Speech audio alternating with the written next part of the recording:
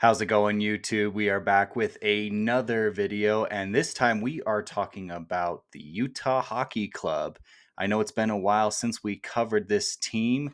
I covered them quite a bit when they were first starting to come over to Utah in the first start of the season, and things sort of dropped off as I had been covering other sports, and the content was a little bit dry for a while, but we are in a new year now, and I'm committed to covering not only this team, but sports more over the coming year. So, the topic of this video is going to talk about the first half of the Utah Hockey Club and just a quick recap on how they've been doing and whether or not it's time for them to push the panic button a little bit and which direction should they take. Should we still be optimistic about making the playoffs, or is it time for us to start thinking about how we can get higher draft picks and hopefully rebuild again to try again in their second year? So let's go ahead and jump into it.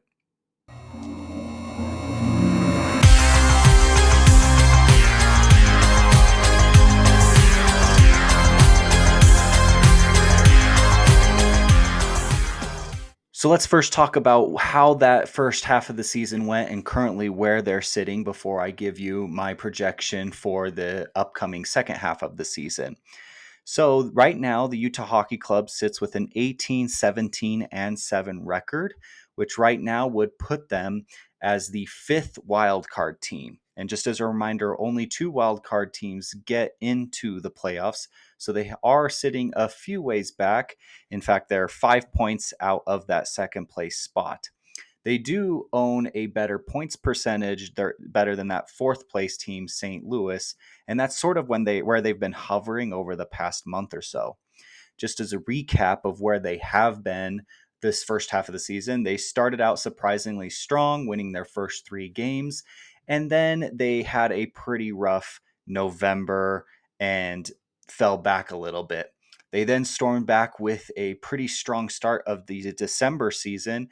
And then just recently, the last 10 games, they've been sort of on a slide again, going 2-6-2 in those last 10 games. So right now, they are currently sitting outside of the playoff picture, but I'm going to go over a little bit of data and show you why I think it's not quite time to push the panic button just yet, and what we can look forward to seeing, or at least hopefully seeing, in the second half.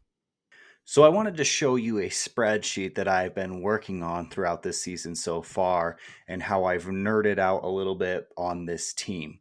So before I jump into it though, let me explain the purpose of what I'm trying to do here.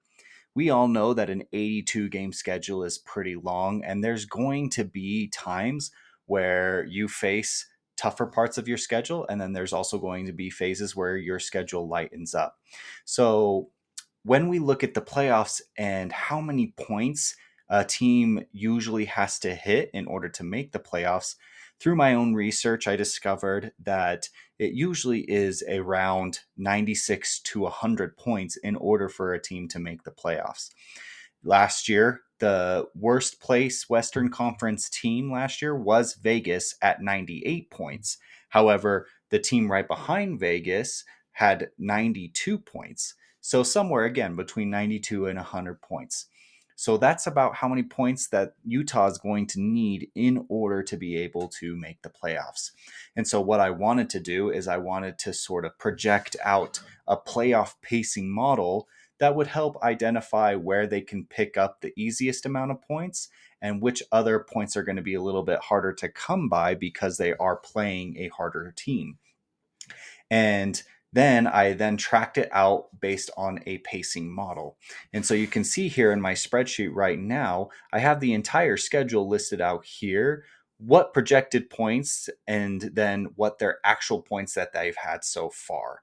And obviously, when I mean projected points, I mean these are the points that they're going to be the easiest to come by. It might mean that they still have to win a few games where they are not the favorite because for so long, Utah has been on the outside looking in. So you can see here just quickly from the start that they had a lot of points or a lot of games where they weren't projected to get as many points. I actually printed out or put here in this chart a little bit of a different model here that you can see it, where during this first half of the season, all the way up through January, it was going to be a slow roll at first, and that's because they do have a harder first half of the season. I even looked and did some research over the last half of the season, and they're projected anywhere to have between the 8th to 10th easiest schedule moving forward. They ended at the halfway point on Friday against San Jose. And you'll notice here that they actually ended right at 43 points, which is what they were projected to be. Now, I did have to make a minor adjustment because my projection for the second half had them beating New York, the Islanders, in the first game of the second half of the season, game 42. And unfortunately, they lost that last night by a score of 2-1. So there was a minor adjustment. They're going to have to pick up those points later on down the year. But for the most part, I haven't touched this since I initially created it because I wanted to see a flow of how they would pace in comparison to what I projected them to pace at.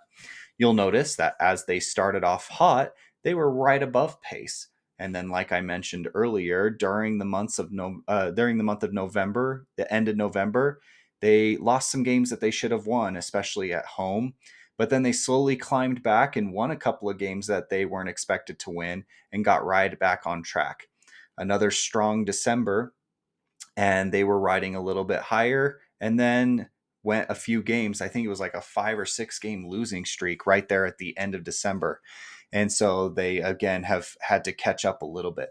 But you'll notice here that throughout this graph, they actually have not gotten anywhere above 3 points more than their projected total, but they also haven't dipped 3 points or more uh, less than what they were projected to do.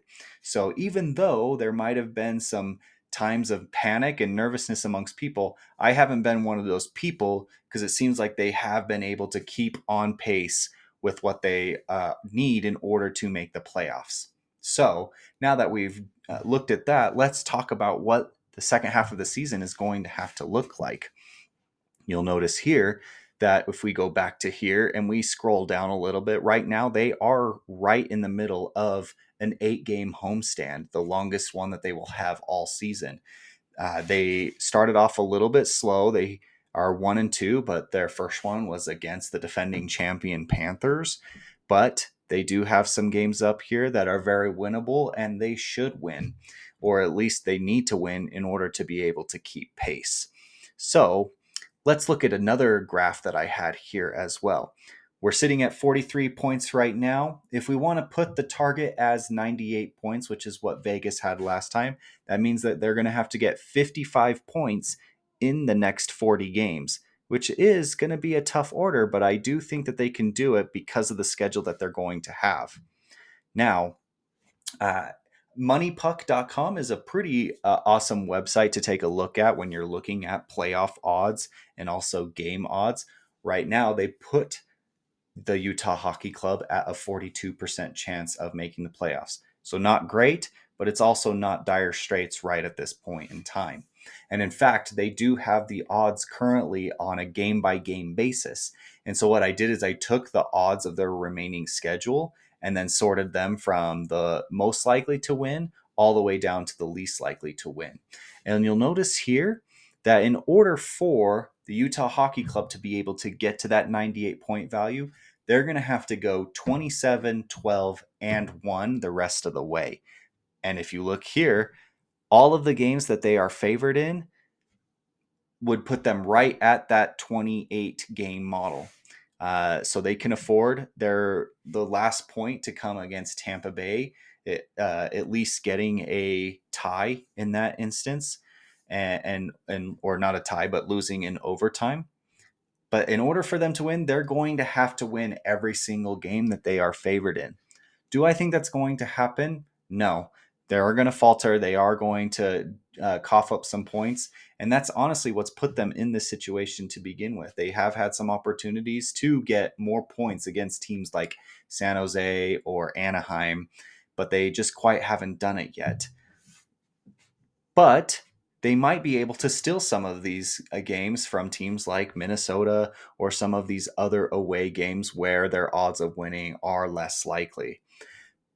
I just wanted to show you that here there is still a chance that they can pull it away. They have a lot of home games left to play, and even though they haven't really done super well at home lately, hopefully they can turn that aspect around and be able to start winning these games.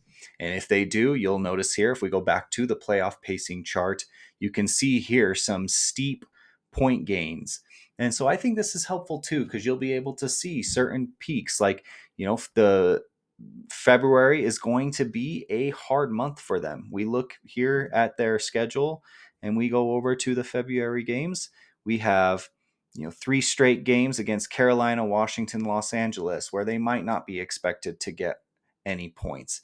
And so this should be helpful to know that even though that there might be some, again, peaks and valleys, that hopefully they can keep on pace with what they're supposed to do. The first peak has to come right now, right out of the gates. They have, again, like I said, 5 home games left: Montreal, the Rangers, St. Louis, Winnipeg. Most of these games should be winnable. New York's not as strong as they were projected to be at the first.